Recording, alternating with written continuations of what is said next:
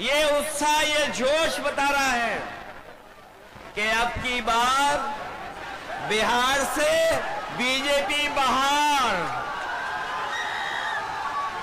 बताओ भाजपा बाहर होने जा रही है कि नहीं होने जा रही है? और ये जो चुनावी मुख्यमंत्री बनाए हुए हैं, जिनका चेहरा आगे रखा है, वैसे तो चुनावी दूल्हा हैं जो, वो भी जानते हैं कि अब उनके गले में माला नहीं पड़ने वाली है। इसीलिए आपने देखा होगा कि वो न जाने कहां किस किस के गले में माला डाल रहे हैं, क्योंकि उन्हें भी पता है कि मुख्यमंत्री बनने नहीं जा रहे हैं। ये भारतीय जनता पार्टी ये इस्तेमाली पार्टी है, ये लोगों को इस्तेमाल करती है। इस्तेमाल करने के बाद उनको बर्बाद करने का काम करती है। इसलिए ये चुनाव जो बिहार का होने जा रहा है, ये नौकरी बनाम भाजपा का चुनाव है। एक तरफ तो वो लोग जो मजदूरी की टोकरी सर पर लेके घूम रहे हैं, और दूसरी तरफ तेजस्वी सम्मान वाली नौकरी देकर के हमारे नौजवानों का सम्मान बढ़ाना चाहते हैं। ये भविष्य का चुनाव है, बिहार के भविष्य का, ये भविष्य बनाने का चुनाव है। इस बार जो जन समर्थन दिखाई दे रहा है, इस बार बिहार से भाजपा की विदाई तय होने जा रही है। जो लोग उत्सव मना रहे हैं जीएसटी का, आपने सुना होगा इधर जीएसटी का उत्सव मना रहे हैं, लेकिन कोई बताए कि आखिरकार जीएसटी बढ़ाया किसने था, महंगाई बढ़ाई किसने थी? जो लोग पलायन की बात कर रहे हैं, बताओ आज पलायन बिहार में क्यों है? ये बीजेपी की वजह से है। और बीजेपी और बीजेपी के सहयोगी समझ लें इस बार कि बिहार की जनता इस बार भारतीय जनता पार्टी का पलायन कराने जा रही है। और जब बीजेपी का पलायन होगा, तब तेजस्वी भी यहां पर नौकरी देने जा रहे हैं, रोजगार देने जा रहे हैं। हम आपको ये भी भरोसा दिलाने आए हैं कि हम लोग अपने अनुभव का, हम लोगों ने जो काम करके दिखाया है, उसका लाभ दिलाने का काम भी हम लोग तेजस्वी जी के साथ करेंगे। यूपी का चुनाव देखा होगा आपने, ये भारतीय जनता पार्टी के लोग यूपी के चुनाव में भी यही बातें कह रहे थे जो बिहार में कह रहे हैं। यूपी में भी लगातार सांप्रदायिक ताकतों को और सांप्रदायिकता को बढ़ाने के लिए काम कर रहे थे। लेकिन हमें खुशी है कि उत्तर प्रदेश की जनता ने अवध में बीजेपी को हराने का काम किया है। और मुझे जो जन समर्थन दिखाई दे रहा है, इस बार मगध में भी हार होने जा रही है। अवध में हराया हमने, अवध में हराया यूपी ने, बिहार मगध में हराएगा बीजेपी को। जो लोग कहते हैं, जो लोग सपने दिखाते हैं, जो लोग हमें सपने दिखा रहे थे कि अमेरिका के राष्ट्रपति ट्रंप हमारे मित्र हैं, लेकिन मित्र हमारे लगातार पाबंदियां लगा रहे हैं हमारे आपके ऊपर। न केवल पाबंदियां लगा रहे हैं, बल्कि हमारे कारोबार को भी रोकने का काम कर रहे हैं। जो अमेरिका ताकतवर देश था, जिससे मित्रता का सहारा बनाते थे, लेकिन आज वो भी हमारे खिलाफ खड़ा है। केवल अमेरिका नहीं, बल्कि दुनिया के तमाम देश जो हमारे मित्र देश थे आज हमारे खिलाफ खड़े हैं, कोई हमारा सहयोग मदद करने नहीं आ रहा है। आज जो डीजल पेट्रोल महंगा है, बताओ उसका जिम्मेदार कौन है? जो लोग कहते थे डॉलर नीचे जा रहा है, डॉलर लुढ़क रहा है, बताओ हमारे मिथिला के धरती के रहने वाले लोग, बताओ मिथिलांचल के हमारे बुजुर्ग नौजवान, यही बीजेपी के लोग कहते थे कि डॉलर नीचे आ रहा है, महंगाई ऊपर बढ़ रही है। बताओ आज डॉलर कहां पहुंच गया है? जमीन पर हमारे रुपया को पहुंचा दिया कि नहीं पहुंचा दिया? हमारे घर परिवार में गरीब के बीच में अगर किसी की शादी है तो बताओ सोना कोई खरीद पाएगा क्या? आज बताओ सोने की कीमत कहां पहुंच गई? अगर हमारी बहन की शादी हो, बेटी की शादी हो, परिवार में किसी सदस्य की शादी हो, तो बताओ क्या हम छोटी से छोटी चीज भी क्या शादी में दे पाएंगे उसको? कौन जिम्मेदार है इसके लिए? तो जब बीजेपी जिम्मेदार है तो आप लोग सावधान रहोगे कि नहीं रहोगे? बीजेपी की कई टीमें लड़ रही हैं, कोई ए टीम है, कोई बी टीम है, एक पी टीम भी है। बताओ सावधान रहोगे कि नहीं रहोगे? उनकी बी टीम से, सी टीम से और एक पी टीम भी है। बताओ बीजेपी और पीकेपी को सबक सिखाओगे कि नहीं सिखाओगे? इन लोगों से सावधान हो कि नहीं? आज महंगाई कहां है? नौकरी रोजगार कहां है? और जब चुनाव आया है तो बीजेपी के लोग कह रहे हैं कि अब 1 करोड़ नौकरी देंगे। बताओ बीजेपी की दिल्ली में है सरकार, 10 साल से सरकार है, 10 साल की सरकार में कितने नौजवानों को नौकरी रोजगार दिया है? और जो नौजवान हमारा मेहनत करके, परिश्रम करके, भाग दौड़ कर करके फौज की सम्मान की नौकरी पाता था, उस नौकरी को भी छीनने का काम अगर किसी ने किया है तो भारतीय जनता पार्टी के लोगों ने किया है। आज फौज में भी हमारी पक्की नौकरी नहीं है। ये जो अग्निवीर की व्यवस्था है, हम तेजस्वी जी जितने भी लोग हैं कभी ये स्वीकार नहीं कर सकते हैं कि आधी अधूरी फौज की नौकरी हो। हम आपको भरोसा दिलाते हैं, तेजस्वी जी ने जो प्रण लिया है वो हम आपको याद दिलाते हैं। पहले भी इन्होंने नौकरी दी और इस बार उन्होंने तय किया है कि हर परिवार के सदस्य को हम लोग नौकरी देने का काम करेंगे, उन्हें नौकरी दिलाने का काम करेंगे।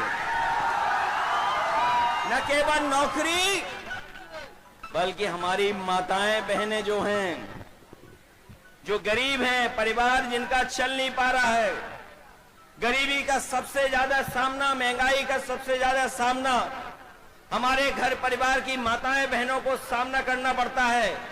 इसलिए हमें खुशी है इस बात की कि तेजस्वी जी ने तय किया है कि महागठबंधन की सरकार बनेगी तो उनको हम लोग 2500 रुपया महीना देने का काम करेंगे।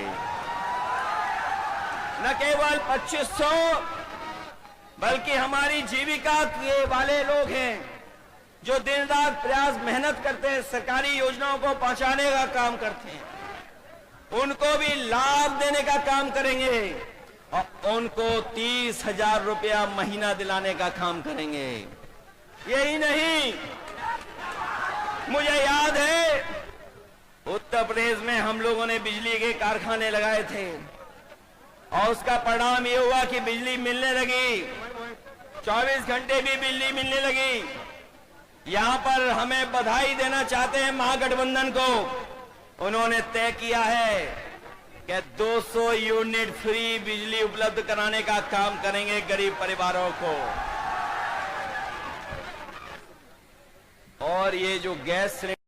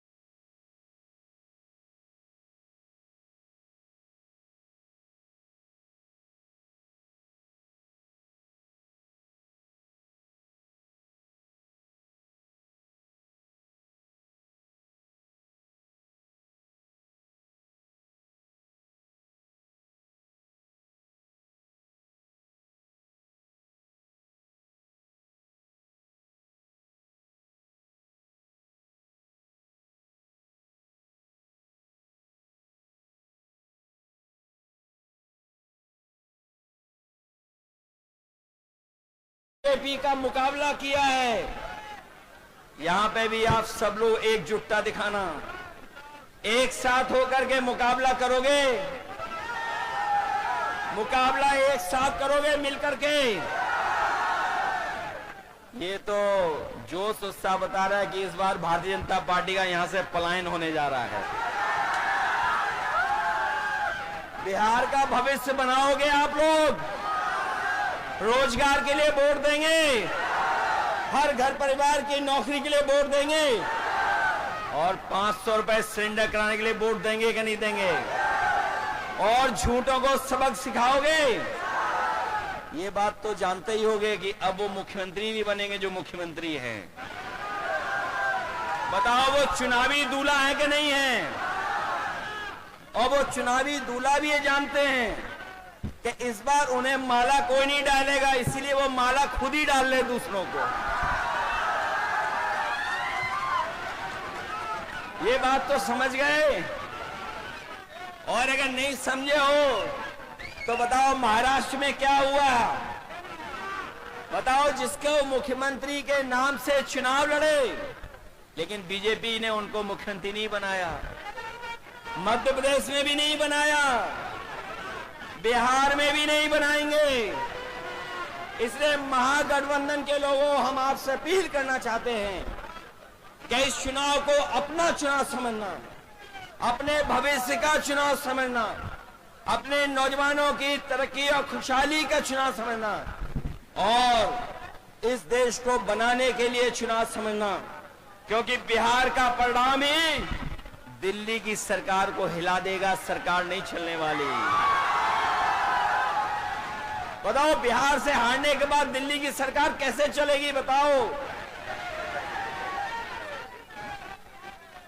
इसलिए बिहार के लोग न केवल यूपी का भविष्य बनाएंगे, बिहार का भविष्य बनाएंगे, बल्कि देश का भी भविष्य बनाने का काम करेंगे। इसलिए नया अध्याय लिखिए और अपनी सरकार बनवाइए, अपनी सरकार बनाइए। कभी सांप्रदायिकता ने मुकाबला नहीं किया, सांप्रदायिकता ने कभी यहां पर जीतने का काम नहीं किया है। हमेशा बिहार ने सांप्रदायिकता को हराया है। और आर्थिक न्याय के अध्याय को लिखिए। सामाजिक न्याय की लड़ाई जो आपने लड़ी है, आपको फिर मौका मिलने जा रहा है कि आप अपने सामाजिक न्याय के राज की स्थापना के लिए यहां पर सरकार बनाने का काम करें। और जो हमारी संस्कृति और जो हमारे भारत की पहचान रही है कि हम सब मिल के रहे हैं, चाहे कोई कितनी भी ताकत के लोगों ने कोई भी प्रयास किया हो, लेकिन हम हिंदू, मुस्लिम, सिख, ईसाई सब मिल करके रह करके इस देश को मजबूत बनाने का काम किए हैं। हमें पूरा भरोसा है कि इस चुनाव में आप भोला यादव जी को जिताने का काम करेंगे। इसके साथ साथ हमारे दूसरे प्रत्याशी हैं जो संतोष कुशवाहा जी, जिनके कार्यक्रम में मैं नहीं पहुंच पाया मौसम की वजह से। पूर्णिया के हमारे महागठबंधन के प्रत्याशी हैं, उनको भी जिताना। वहीं अरुण कुशवाहा हैं जो महागठबंधन के प्रत्याशी हैं, उनकी भी मदद करना। और साथ ही साथ भोला यादव जी को ऐतिहासिक वोटों से जिताने का काम करना। जिताइए इन्हें अच्छे वोटों से, जिताइए इनको।